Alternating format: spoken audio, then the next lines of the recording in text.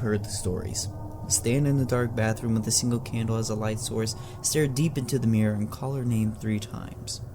Bloody Mary, Bloody Mary, well, you get the idea. But this story is not about the fabled ghost in the mirror. No. This story is about the legend, or more how the legend works. No supernatural being stalks its prey to their home, no monster waits beneath its victim's bed so it can strike while they sleep, no spirit watches from the window of an old house in the hope someone will notice it. This legend exists because of one basic instinct of humanity: curiosity. You see, Bloody Mary can't do any harm to her victims unless they summon her. For this reason, you would think her to be mostly harmless. I mean, who would be stupid enough to summon a ghost to kill them? Well, that's probably what most people think, but sooner or later, she always gets someone. It is in our nature to be curious. We cannot simply walk away when we hear a scream from behind a door. We cannot simply run away when we hear our name whispered in the darkness of a foggy night. Well, anyway, I do have a story to tell. It was about a week ago. I was just getting home from work when I suddenly received a phone call. I answered it like any normal person would. It was met with static in a message. I didn't notice it at first. I was just about to hang up when I heard the voice, "Call for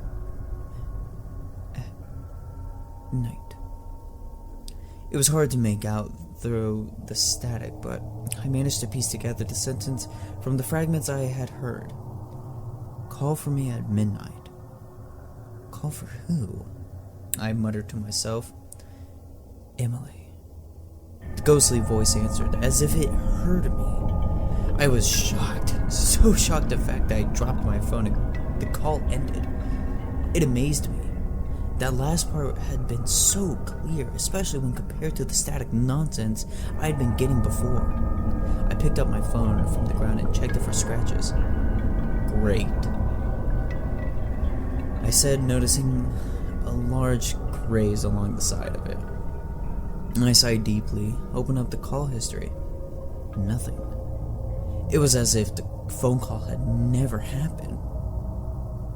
I put my phone back into my pocket and I tried to forget about it. The rest of my day was fairly normal. I live alone in a reasonably large house, so it's quiet most of the time. I ate dinner, watched some TV, and went to bed. I didn't sleep that night though, not for long at least. I remember waking up and looking at my bedside clock. 11:57. It read in luminous red numbers. I shook my head and I tried to get some sleep, but that phone call slipped into my head at the exact moment. Call for me at midnight. I felt myself mouthing those words. I rolled over to look at my clock again. 11:59. I thought about it in that short time frame I had. I wish I had thought about it longer, but I just wanted to see what would happen. I watched as the display changed and it became midnight. Emily! I called out. My call was greeted by silence. I laughed to myself. How could I believe something would happen? If only I known back then. Anyway, I'll spare you the details. Things have been getting weird lately. I have this uncontrollable feeling I might die soon. I guess you might want to know what happened, don't you? Well, if you really want to know, why don't you try calling Emily yourself? That is, if you're curious.